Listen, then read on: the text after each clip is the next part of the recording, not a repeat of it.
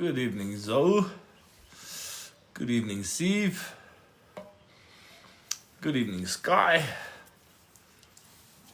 How's it, Lamando, Debbie, Derek? How's it, everybody?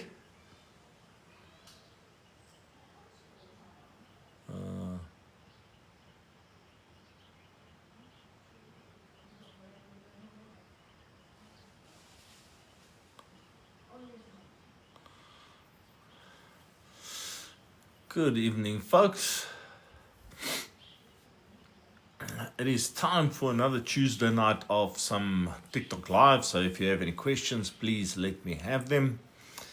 I didn't, or rather I forgot to notify people yesterday, and I only put it today in the videos.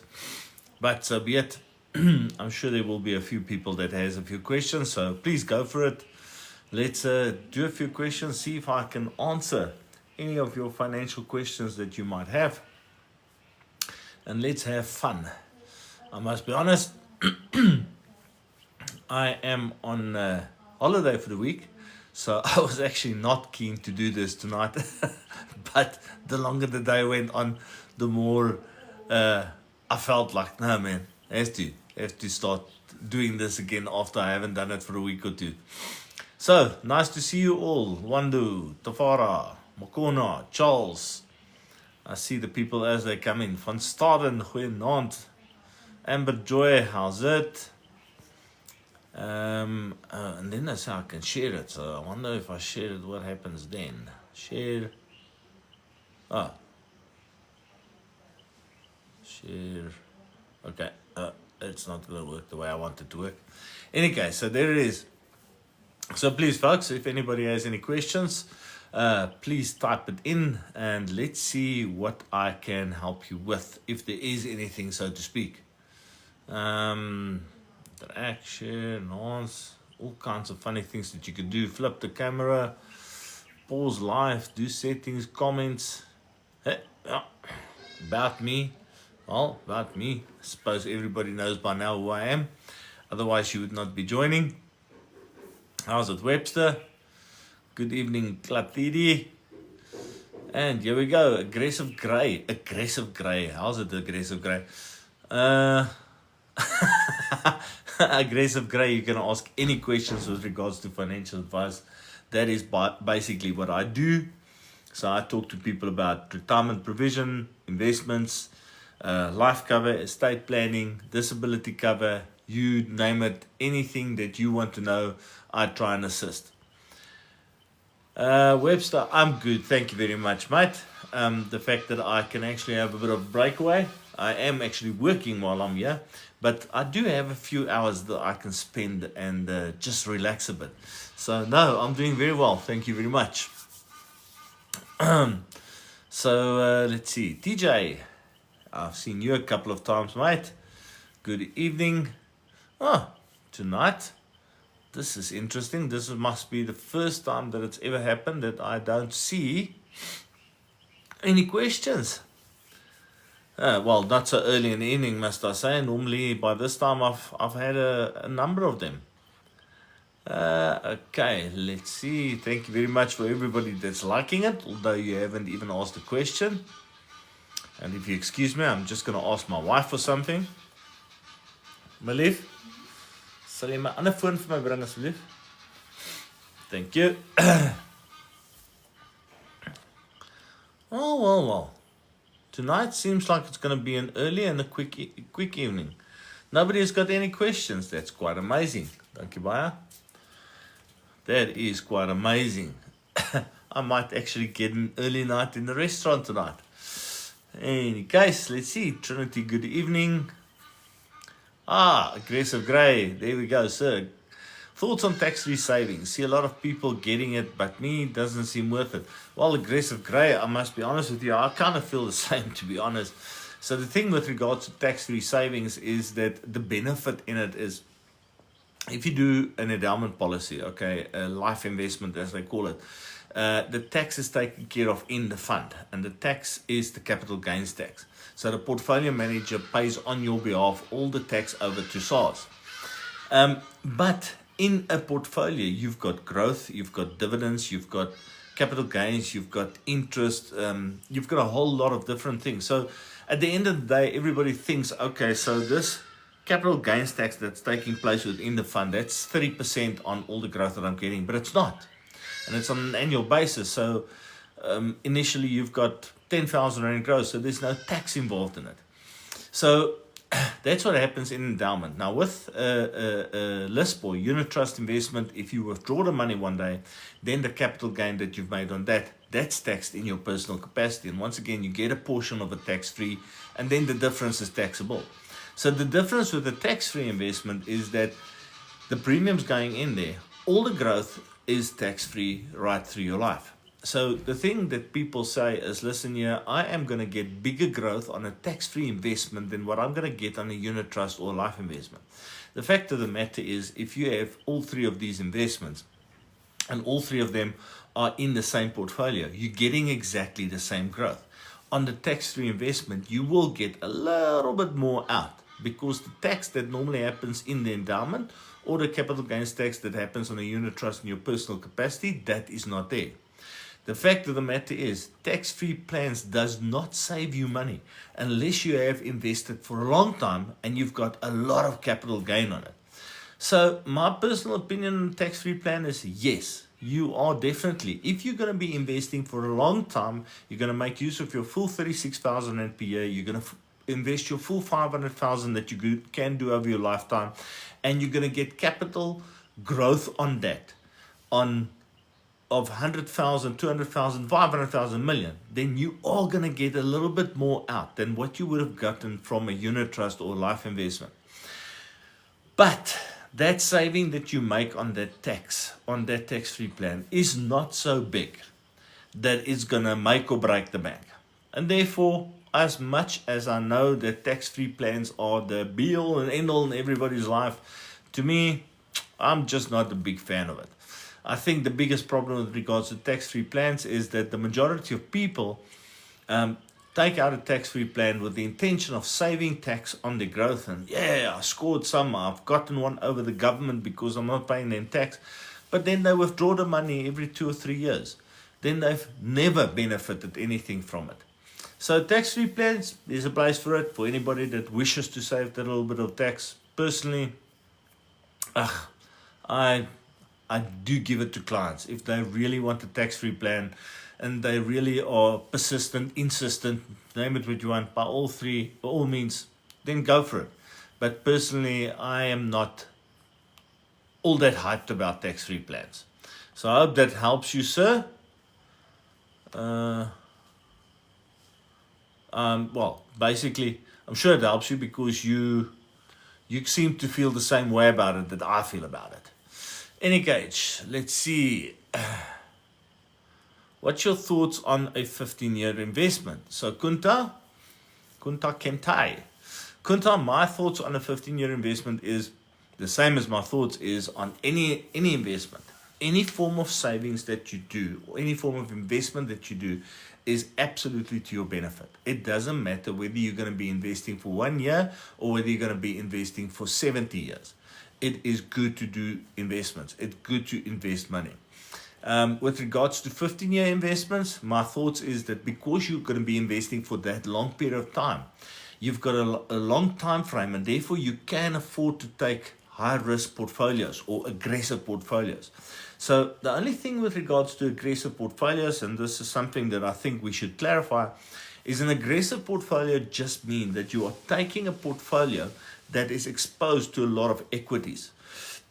You are investing into a portfolio where you can have as much as 95 or 100% exposure to equities.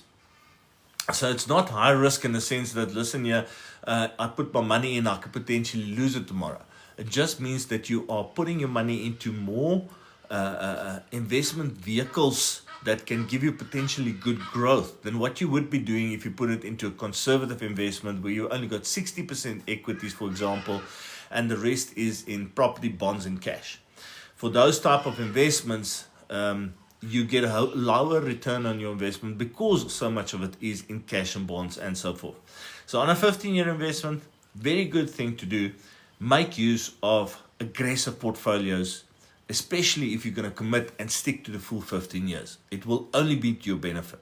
But like I said again, man, any type of investment, any person that saves is going to benefit from it somewhere into the future.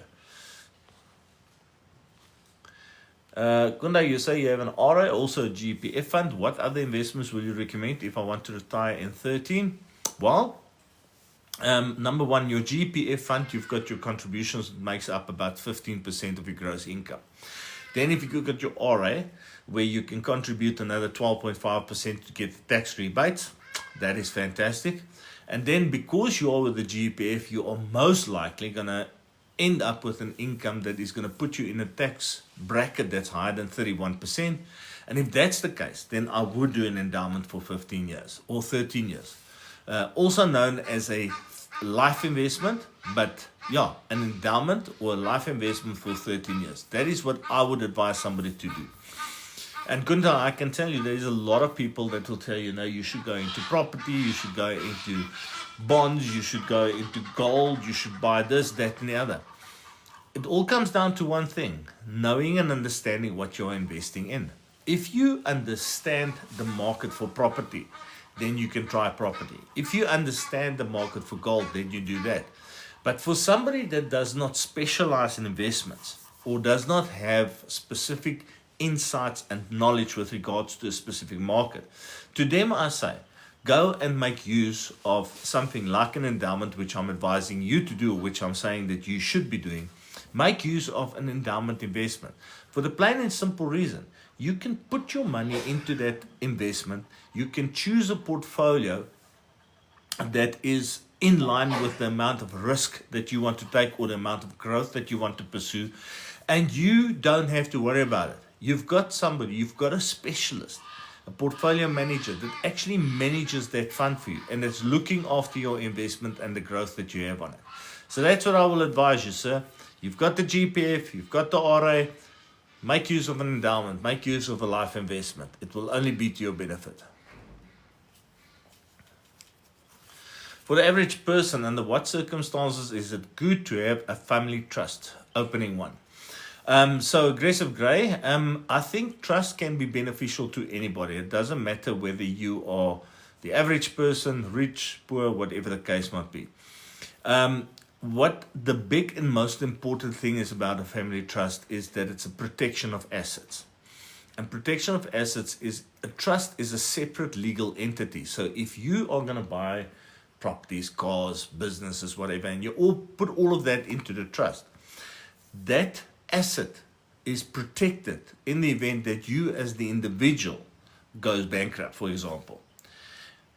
So that's the one thing that is very important with a trust. It's protecting assets. The second thing is when that asset is in the trust and not in your personal capacity, it does not attract estate duty, estate taxes. So for a person that eventually builds up an estate that is worth more than 3.5 million, they are going to pay estate taxes. Anything over 3.5 million, they pay 20% estate taxes on. Well, not them, they've passed away, so the estate has to pay it, which means that their beneficiaries get less out. So by putting things in a trust, you ensure that your personal estate remains low, below 3.5 million preferably. And once again, that those assets, because it is in a trust, is protected against your death and possible liquidation, possible estate that does not have enough liquidity in it. So for me, it is to protect legacy. It is to protect against somebody that gets sequestrated, goes bankrupt. So trust is a good thing. The one thing is that is important to remember about a trust, it does attract cost. Okay, so setting up a trust is going to cost you some money, and then doing the accounting of it, because you have to do annual returns to SARS, that's going to cost you some money. So I think that's the one thing that one has to do, is you have to weigh up that little bit of cost that's involved with the trust versus how often are you going to use the trust and how viable is this trust going to be for you specifically. But yes, if you are busy opening one, absolutely, it could be of value. It really depends from person to person and their personal circumstances. Hope that helps you, Mr. Aggressive Grey. Wynand Norke, ek wil tax-free vir elke kleinkind oopmaak om hulle 'n running start te gee. Is daar iets anderste? So, Wynand, ja, jy kan, hier is iets wat ek baie vir mense aanbeveel en ja, dis dalk nie iets wat jou kleinkind gaan gebruik wanneer hulle 18 of 21 is nie, maar as twee goeders. Nommer 1, jy kan vir hulle uitkeerpolis uitneem, jy kan vir hulle effekte trust uitneem. Maar die tax-free plan, die effekte trust en die uitkeerpolis moet reg gestruktureer wees. En die rede hoekom ek sê dit moet reg gestruktureer wees, jy as ouma of oupa wat hierdie polis of hierdie belegging vir jou kind gaan uitneem, moet seker maak dat die struktuur reg is, want jy wil nie tot sterwe kom. En dan is daai kleinkind 2 jaar of 10 jaar of 16 jaar oud en hulle kan ewe skielik al hierdie geld in die hande kry nie. Want onthou wat sê die wet sê as jy 'n begunstigde benoem, dan moet die geld in die begunstigde se bankrekening gaan. So dis die eerste. Die tweede ding is, as daai kind minderjarig is, dan moet daar 'n voog wees wat vir daai kind die geld gaan bestuur. So as pa of ma die kind se voog is en hulle het die kind gehelp om 'n bankrekening oop te maak, dan het pa of ma eintlik toegang tot daai kapitaal. Hulle kan eintlik doen wat hulle wil daarmee. So soveel soos wat jy dan vir die kind gedoen het, kan opeindig dat pa of ma daai geld gaan gebruik. Nou ek weet ons almal glo altyd, hoorie, hulle sal dit nooit doen nie, ek vertrou hulle sal agterkyk. Ja, I've seen the opposite too many times. So jy sal net moet seker maak dat die belegging wat jy dan doen vir daai kind heel waarskynlik begunstig word in 'n trust en eerder in die trust gaan sodat die kind weet hulle kry die geld wanneer hulle kom op 'n sekere ouderdom. Maar hierso is een ding Wynand wat nie baie mense doen nie, maar wat ek regtig baie van hou, is om vir kinders uitreuniteite uit te neem. Retirement annuity. En dit klink miskien nou belaglik, maar as jy vir jou kleinkind 'n uitreuniteit uitneem, nee, en jy betaal 'n klein bedragie geld, R350, R500, afhangende wat die minimum is op 'n uitreuniteit. Wanneer daai kind dan kom by die ouderdom van 18 of 20 of 21, 22, dan kan jy vir daai kind sê, okay, hier is jou uitreuniteit. Jy kan nie die geld vat totdat jy 55 is nie, maar jy kan nou hierdie uitreuniteit sommer verder betaal in die toekoms in.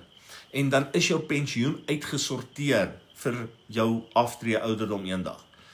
Daai hoeveelheid geld wat jy gespaar het omdat daai kind se uitreuniteit uitgeneem is toe daai kind 1 of 2 of 3 jaar oud was.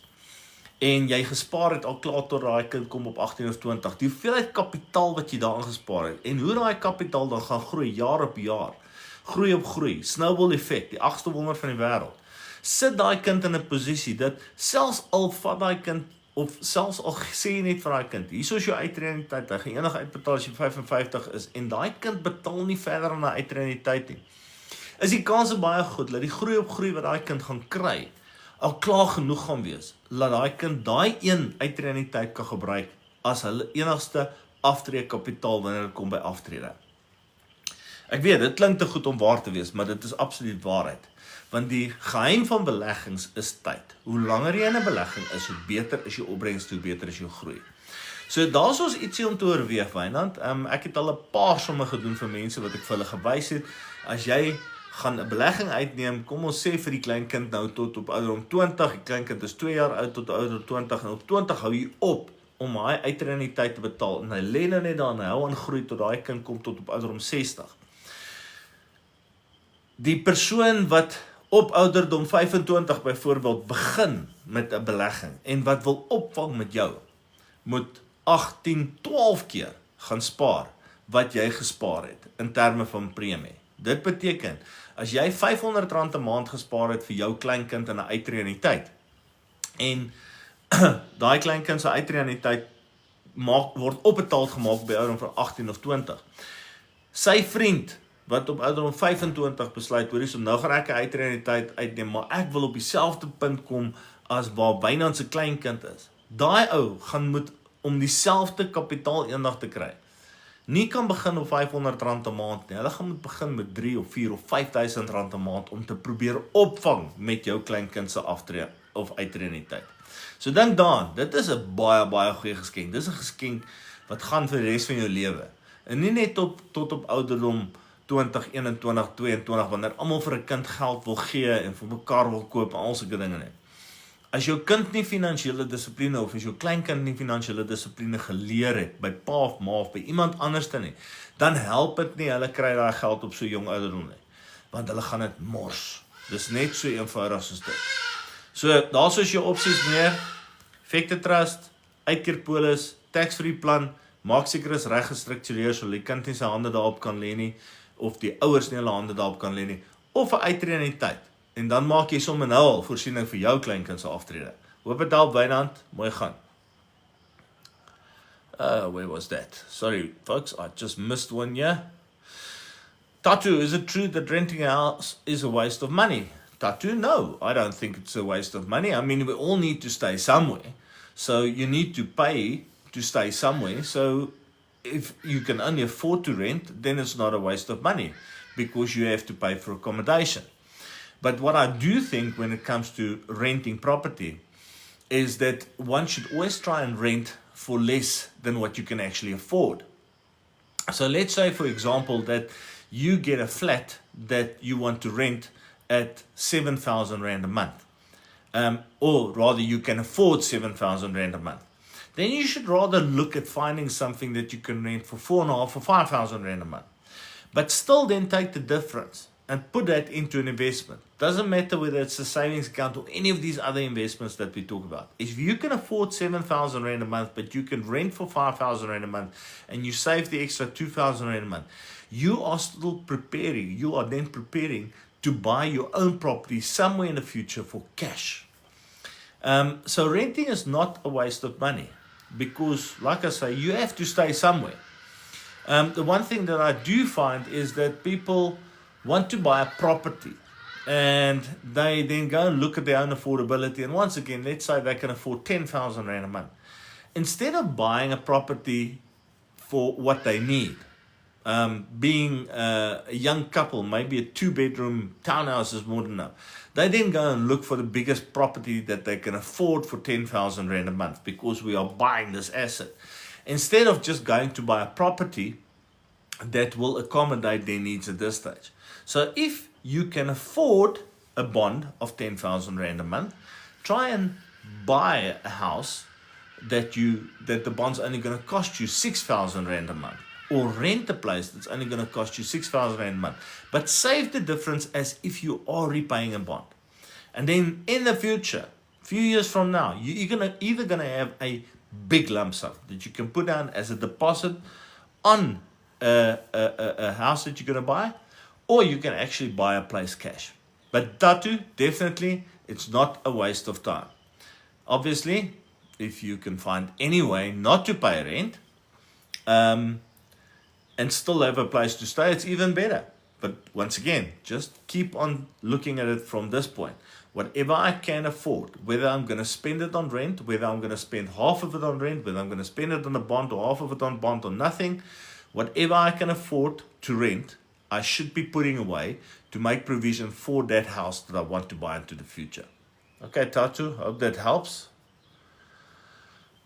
Pray, you're very good in what you do. Thanks for all the advice you give. Oh, thank you very much, Kunta. I really appreciate it. I try my best. I don't always think I'm that good, but I try my best, sir. And I really enjoy helping people. I really do. So thank you for that comment. Roxanne, love your financial advice. I've learned so much. Oh, fantastic, Roxanne. That's it. This is the first time ever that I get like 2 great comments in a row. So thank you very much, Roxanne. I appreciate that. And I'm glad that I am of help. And yeah, if you ever need financial advice, guys, you've got my WhatsApp number and you've got my website. You contact us and I can either assist you or I can get one of my advisors to step in and assist you.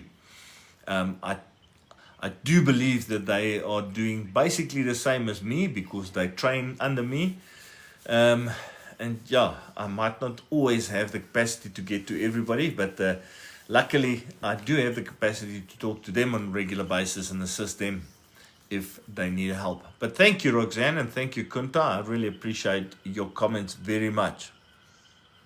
But increased my RA by double to 12,000. What are my tax implications? So, Bart, difficult one to answer. So, number one, Bart, if you increased your RA to 12,000 Rand a month, then you are paying at the moment 144,000, am I right? 12 grand times 12, correct. 144,000 Rand a month. Now it all depends on what your tax rate is, Bart. If you are on a personal tax bracket of 31%, then when you do your tax returns, the receiver will give you back 31% of your 144,000. So the receiver will give back 44,640 into your pocket. What very often happens is individuals that run their own businesses take out retirement annuities, and then they see at the end of the year that they don't get anything back from the receiver. There's no tax rebate. And the reason why that happens is because the accountant then goes, and let's use this example of 44,640. The accountant goes and they say, okay, well, the tax rebate that you're going to get is 3,720. So let's work that into your monthly taxes. So instead of paying over to the receiver of revenue, let's call it 6,720, we're only going to pay over to the receiver 3,000 Rand a month. We're already taking that rebate of 3,720 on your monthly income, and therefore you as the business owner can get a higher income that you can use. So the other thing is, Bart, I don't know what your income is, because your income obviously also has an impact in regards to what you can and what you cannot contribute. So just to give an idea, if your income is 20,000 Rand a month gross, then the maximum that you can contribute towards retirement annuities on a monthly basis in order to get the full tax rebate is 5,500 Rand. So Bart, if you are earning 20,000 Rand a month, your maximum RA contribution can be 5,500, and of that you can get tax rebate. So if you're contributing 12,000 Rand but you're earning 20, then there is 6,500 Rand that you're not getting the rebate of now. So if you are in such a situation, then next year you can get the rebate, or it will carry on rolling over until retirement. And then when you get to retirement, you can take a bigger portion of your 1/3 rather, a bigger portion of that can be tax-free, because normally it's 550,000 tax-free.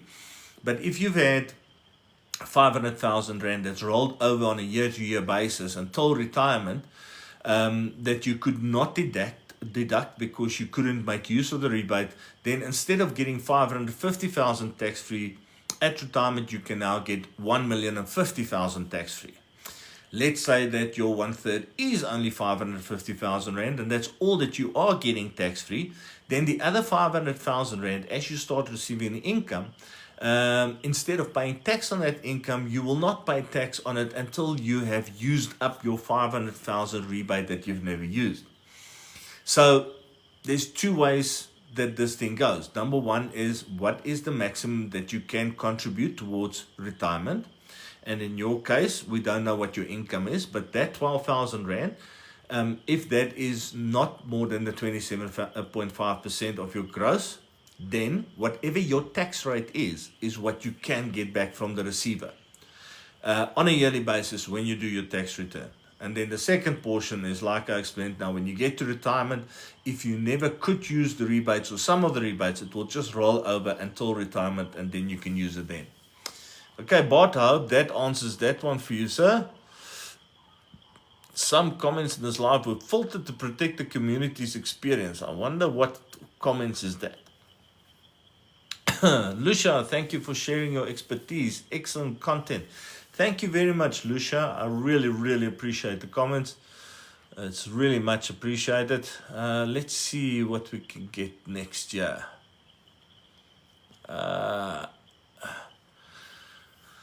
Comet Man 876 says, hi Corne, S&P 500 and Nasdaq 100 is performing poorly. Do you think it will recover soon? I can't tell you.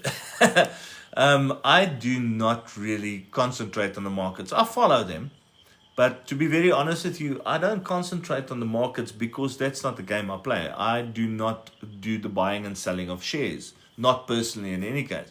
So I don't really have to to follow the markets, so to speak, and follow share prices going up and down, etc., etc. Because I make use of portfolios and investments that I give the people, what I need to do is I need to figure out the investment that somebody needs to take out. Then I need to figure out, according to the investment time frame that they have, how aggressive they can go, and therefore how much risk they can take with. And then I must choose the investment and the investment portfolio that suits them best. And that's what I do. Once the money goes into that portfolio, then there's a portfolio manager that looks after the portfolio, and it's that person's responsibility to follow things such as the S&P 500 and the Nasdaq 100, and to follow world politics and everything that goes with it. It is one hell of a job. Stockbrokers, it has shown over the years that stockbrokers are the people that commit the most suicide, have the most heart attack, and have the most strokes, die from that, because it's such a stressful thing. Now, just to give you an idea, and this is, and comment man, I'll get back to that portion now. Just to give you an idea, some of the portfolios that are being run out there, some of the bigger portfolios, have got teams as big as 150 to 200 people that concentrates on that portfolio. So you've got the portfolio manager, or sometimes there's 3 or 4 of them that works together. Then you've got analysts, you've got people that research the stock market, you've got the the people that buys and sell the shares, the stockbrokers, you've got statisticians, you've got people that actually goes to big companies where this portfolio holds a lot of money, that sits in their board of director meetings to hear what their plans are, where they're going, because they want to know what that company is doing. And if they feel that that company, what they want to do next year to make the company grow is not in line with what they have, they come and they report back and they say, okay, listen here, we've got X amount shares in company ABC, but company ABC says that next year they're going to stop selling clothes and they're going to start selling petrol. We don't think this is going to work. They've got no expertise. Then at least the portfolio manager and all these people knows that they have to get out of that company and into another company. So it's a very involved, integrated thing that happens when it comes to the actual management of people's money, the actual portfolio management of people's money. So let's get back to the actual question. It's performing poorly, and do I think it's going to recover soon? Comment man, I really don't know, because I don't know what the intentions are of the world politicians. The markets actually started doing very well last year when Donald Trump was running for president and when he became president. And it was, I think, because he was saying all the right things. And now what we are seeing is that he's implementing the actual things that he said, and suddenly the markets are not doing so well. So I think people are suddenly growing scared, because I think we live in a world where politicians say whatever they have to say to get into power.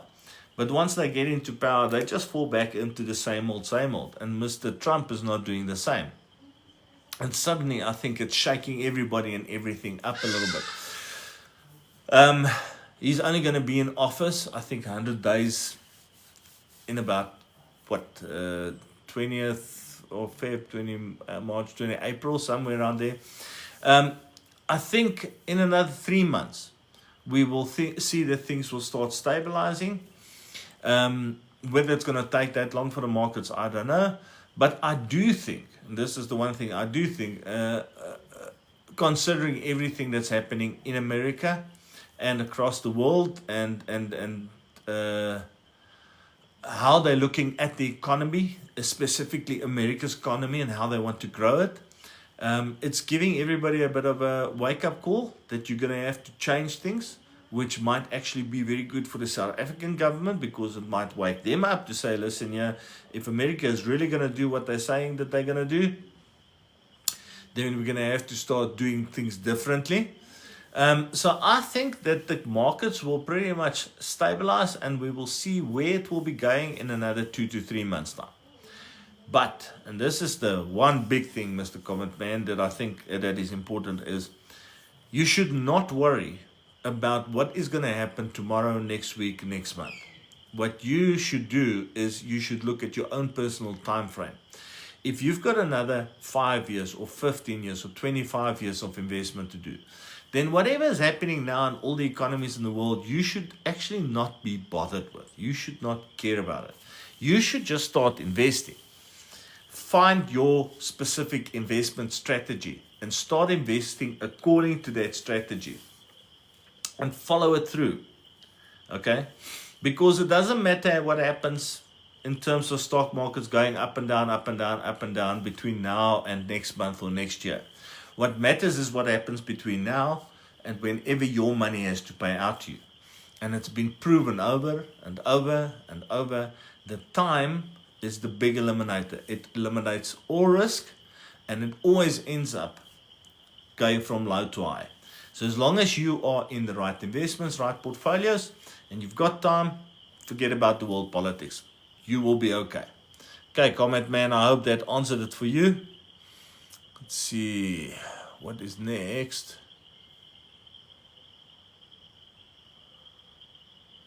Ilana and Nisha just reached member level 4 in your team. I wonder what that means, but congratulations. But I'm over 100k, so for my aura, I can put in 27. Oh, okay, but there we go. Over 100,000k for my aura, so I can put in 27,500 and still get that. Oh, yes, absolutely. But there's another little calculation we have to do, sir, just quickly.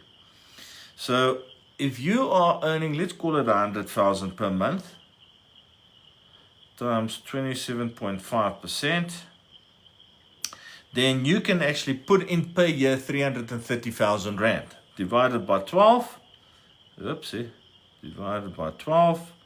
So you can put in 27,500 per month. Sorry, that was a bit of a blunt moment. So Bart, here is the thing. If we are looking straight at 100,000 Rand, 27,500 per month is what you can put in. It adds up to 330,000 Rand per year, 100%. But now, Bart, if your income goes up, okay, let's say your income is 120 per month times 12 equals, 120,000 times 27.5%. I just want to see, there we go. So if your income is 120,000 Rand per month, multiplied by 12 is 1,440,000 per annum. 27.5% of that works out to 396,000 per year. You will then be limited to 350,000 Rand for the year. Okay? So what legislation says is you can contribute up to 27.5% of your gross income and get the full tax deductibility from SARS up to a maximum of 350,000 per year. So once your contributions get to 350,001 Rand, that 1 Rand you will not get the rebate on.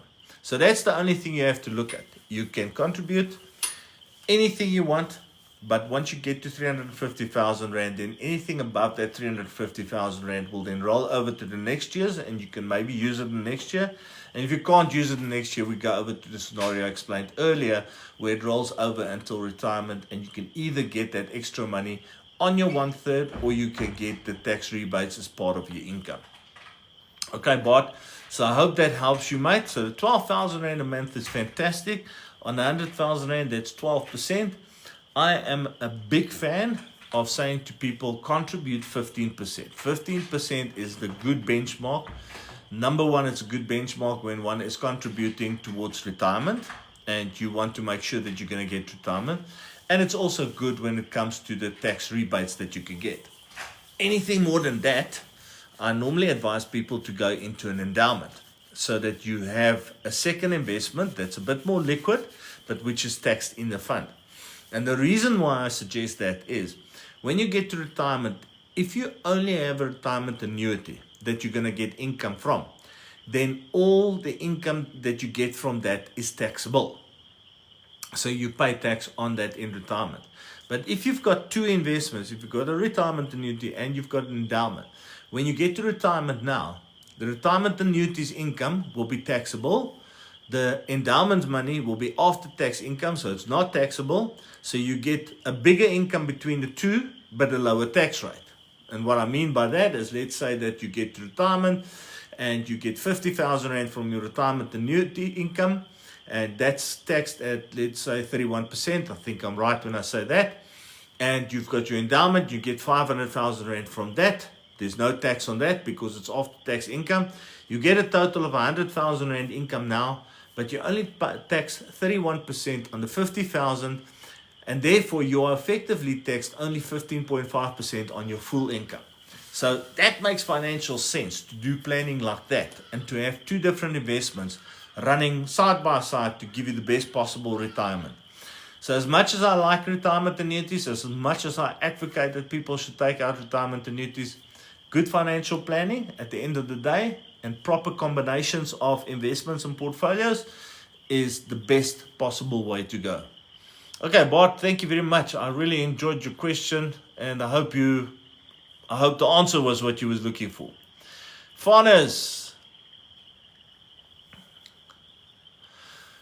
vra, hi Corneille, kan mens 'n polis uitneem op jou ouers en as hulle eendag sterf dat dit uitbetaal? Ja, Vanus, jy kan inderdaad. Dit is inteendeel een van die goeders wat ek vir mense sê is heel waarskynlik die beste belegging vir kinders. Dit klink verskriklik sleg om dit te sê. Jy neem 'n lewenspolis uit op jou ouers en jy wag vir hulle om tot sterwe te kom en dan cash jy in. Maar dit is so eenvoudig soos wat dit is. Ekskuus toe. Dit is die beste belegging wat 'n mens heel waarskynlik kan uitneem, want die totale premies wat jy gaan betaal, gaan nooit as te nimmer uitkom by die hoeveelheid lewensdekking wat jy vir hulle gaan gee nie. As a matter of fact, ek praat gereeld met families waar pa en ma het voorsiening getref deur hulle lewe. Hulle het vir hulle self lewenspolisse uitgeneem, voorsiening gemaak dat as een van hulle iets oorkom, dat hulle eggenoot en hulle kinders okay gaan wees. Nou is die kinders uit die huis uit, klaar universiteit gedoen, hulle eie jobs, whatever the case might be. Die huise is afbetaal, die karre is afbetaal, daar's genoeg voorsiening getref in terme van pensioen, daar is nie meer nodig vir hierdie lewensdekking. Maar nou sê hulle, hoor hierso, maar nou, ek voel ek het al hierdie jare betaal vir hierdie polis en as ek hom nou gaan kanselleer, dan kry ek niks uit nie. En die kinders kan in elk geval miskien nie 'n nuwe polis op hulle uitneem nie, want hulle het dalk 'n bietjie mediese probleme. So ek adviseer baie gereeld mense en sê wel, praat met jou kinders en sê vir hulle, ek sal die polis aan julle sedeer. Dan betaal julle die polis en julle maak julle self die begunstigdes. En as ek dan tot sterwe kom, kry julle al hierdie kapitaal. En dis die legacy wat ek as ouer vir jou los. Ek wil net nie verder hierdie polis betaal nie, want ek het hom nie meer nodig nie.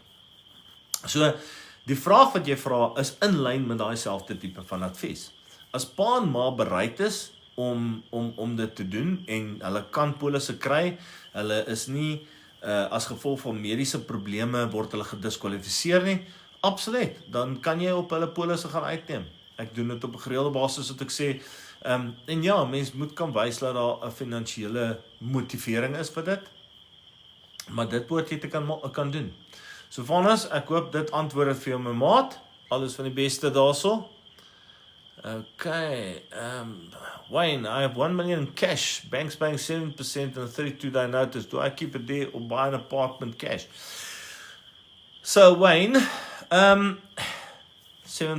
Let's just, I think it's 70,000, eh? My maths is not like a working tonight. Let me see, times 7%, yeah, 70,000 Rand. So Wayne, here's my honest opinion. You keep the money in the bank, you're earning 70,000 Rand in interest. 28,500 Rand is tax-free. The other 42,000 Rand you're going to be taxed on because it's interest. Number two, you're getting 7% interest. You could be investing it into a portfolio on an endowment that's going to give you anything between 9 and 14%, and that I can prove with portfolios that I use for clients. So no, I don't think you should keep it in the bank. You should have a portion of it in the bank as your emergency fund for any crisis, but the rest should be invested. Now, do I buy an apartment cash? I honestly don't like property, Wayne. I always tell people I don't like property. I have, over my career, seen more people go bankrupt because of property than what I have actually seen people make a success of it. And yes, I always say to people, I know there's lots of people that have big success when it comes to property, but I have never worked with anybody personally that has big success on property. So that's the first thing. I don't like property because, yeah, like I said, I've seen too many people go bankrupt. The second thing when it comes to property, let's say you buy a property for 1 million rand, you've got this apartment, it's an ideal area, it's going to grow in value, it's going to get you the best possible interest rate. The next question you just have to ask yourself with that property is, do I want to have the work that's associated with it?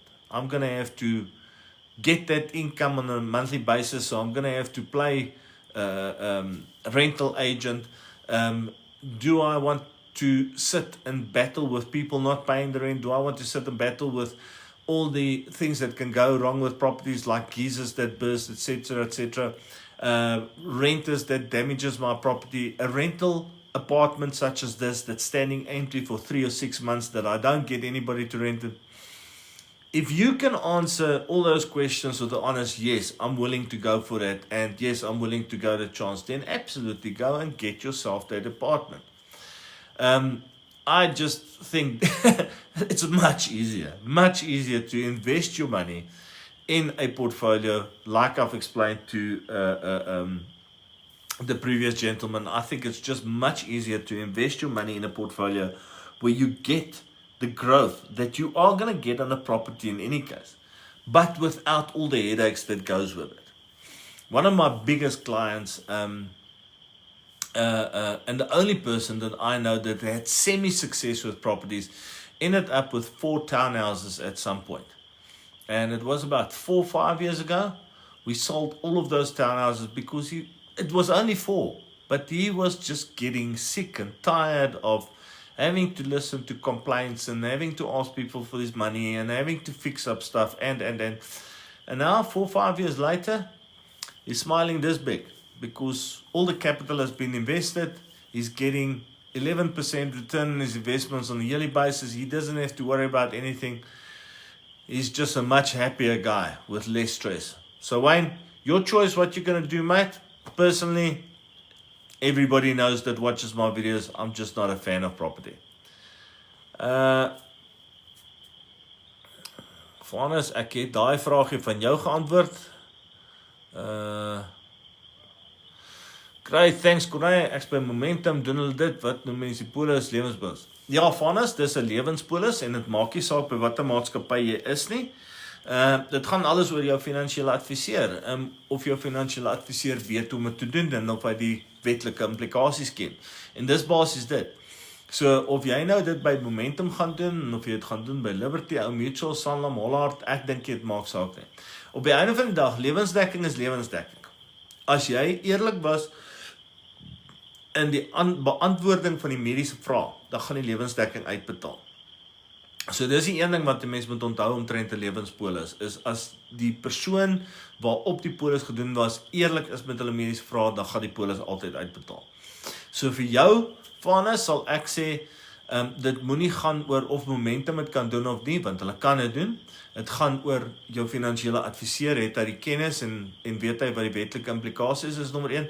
En nommer 2 sal ek sê, as jy finansiële adviseur het en jy praat met hom en hy sê hy kan dit doen, vra vir hom om vir jou kwotasies te kry by verskillende maatskappye. Want soos wat ek sê, lewensdekking betaal uit. Solank as vir die mediese vraag eerlik en reg geantwoord is, dan gaan hy uitbetaal. So wat jy wil kyk is om 'n lewenspolis te kry teen die laagste moontlike premie. So as jy byvoorbeeld besluit, okay, ek gaan nou by op pa elkeen 'n miljoen rand se lewensdekking uitneem, dan kry jy vir jou by 6 verskillende maatskappye kry jy vir jou kwotasies en jy vergelyk dit en jy gaan vir die goedkoopste kwotasie. Dit sal ek sê moet vir jou die oorwegende faktor wees, spesifiek as jy op ouers wil lewenspolisse uitneem. Maar ja, Momentum kan dit doen. Moet die ouers dit uitneem of kan die kinders self? Die kinders kan dit self doen. So wat sal gebeur is die kind kan die eienaar wees van die polis. Die ouer is die versekerde lewe en dan omdat die kind die eienaar is van die polis, kan hulle dan of sal hulle dan natuurlik die premies betaal en hulle sal ook die begunstigdes wees op die polis. So daarso is die 4 entiteite wat 'n mens altyd het op die polis. Jy die eienaar van die polis, die versekerde lewe, die premiebetaler en die begunstigdes. jy wil, as jy die polis gaan betaal, wil jy die eienaar wees. Want jy wil self kan besluit of jy begunstigdes gaan verander, of debietolder gaan verander, of wat ook al die geval moet wees. So in jou geval, wat ons hiervan praat, wil jy die eienaar wees, en jy wil net hê, jou ouers moet die verseker lewe wees, sodat jy as eienaar die premiebetaler en die begunstigde ook is. Onthou, as jou ouers dit vir hulle self uitneem, as pa polis op homself uitneem, en hy is die eienaar, en hy is die verseker lewe, en jy sê, pa, ek wil net die begunstigde wees en die premiebetaler, dan kan dit so werk. Maar as jy nie weet nie, en pa gaan verander die begunstigde na iemand anders toe, want hy kry iemand anders te jammer, dan kan hy dit doen, want hy is die eienaar op die polis. So jy wil die eienaar wees van is, so doen dit op daai manier, okay? Okay, great, let's see what's next. What is an endowment? So an endowment, music nostalgia, an endowment is what we also call a life investment. And that's where you give your money, instead of giving it to a bank, you give it to an insurance company. They put it into this product or vehicle, however you want to see it, where they invest your money, and they make use of a portfolio. And in that portfolio, all the money goes in there, and whatever the growth is on the portfolio, that's what you get. So portfolio is basically this basket of items. It's a basket of shares and cash and bonds and property, and all of this goes into this basket. You've got a manager, a portfolio manager, that looks after this basket, and he buys and sells the shares, buys and sells the bonds, puts money into money market accounts, take it out, etc., etc. And he is responsible to make sure that that portfolio grows. Your money lies in this portfolio, and it's in this endowment, and the endowment purely says it is a savings investment, it's a savings product that you are using to put money in on a regular basis in order to one day in the future get your money back plus all this growth, but without having to pay tax, because all the tax happened inside of that. I hope that helps, music nostalgia. I hope it answers it for you.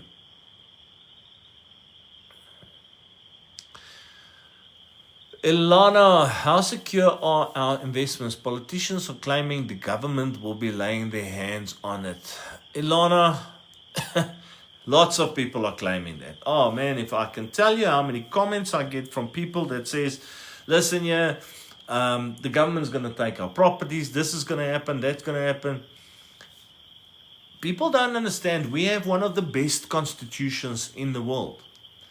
There might be a lot of things that went wrong between the days of apartheid and the ANC taking over and them being in government. But we've got one of the best and strongest constitutions in the world. Our banking system has got one of the best and set of laws out there. When we listen to people talking about land repatriation, it's something that was said, and yes, I suppose it can happen, but there are so many hoops to jump through before government can just take somebody's property. But people don't take the time to go and educate them about it. It's all this news. When you go and you look at any news, BBC, NBC, CNN, SABC, ETV, whatever they put out there in terms of news is the stuff that gets people's attention, because that sells. So they will tell you, politician says that the money is going to be taken, but they won't tell you the whole backstory and everything that goes with it. That's why I hate the news. I hate the news. So yes, I suppose there's always a possibility. If we look at what happened in Zimbabwe, there's always a possibility. But if we look at a place like Zimbabwe, for example, it is something that happened over a long period of time. And the people who educated themselves, they started making provision, and they started getting their money into a safe place. The people that suffered is the people that did not do anything to protect themselves.